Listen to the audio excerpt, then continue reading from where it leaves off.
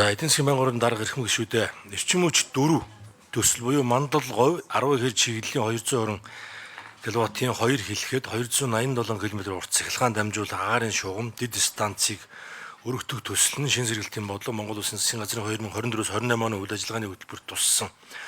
өндөр ач холбогдолтой төсөл бөгөөд засгийн газраас тус төслийг олон улсын сэргээн босгод хөгжлийн банкны их усүрээр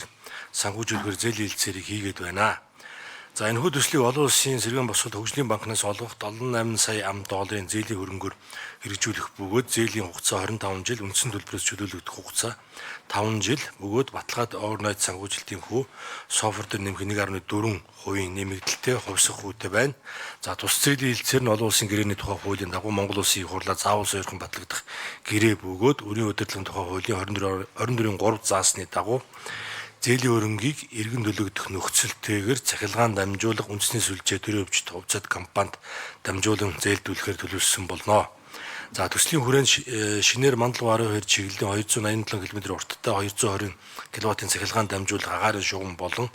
Өөранга дэд станцыг шинээр барих, Баян онгор 10 ихээр мандал говь дэд станцыг өргөдөх ажлууд хийгдэх бөгөөд төслийг хэрэгжүүлснээр бүс нутгийн 50,000 гаруй хэрэглэгчдийн цахилгаан эрчим хүчний хангамжийн найдвартай ажиллагаа дэвшилж хангаан болон баруун бүсийн аймагуудад төлөвлөж буй хөгжлийн хөтөлбөрүүдийг эрчим хүчний хангамжаар бүрэн хангах боломж бүрдүүлэх ач холбогдолтой юм а. Эмэд Монгол Улс олон улсын сэргээн босгол хөгжлийн банк хоорондын эрчим хүч 4 төслийн зээлийн хэлцээрийг хилцэн дэмжихийг хүсье. Агаал тавьсан баярлалаа.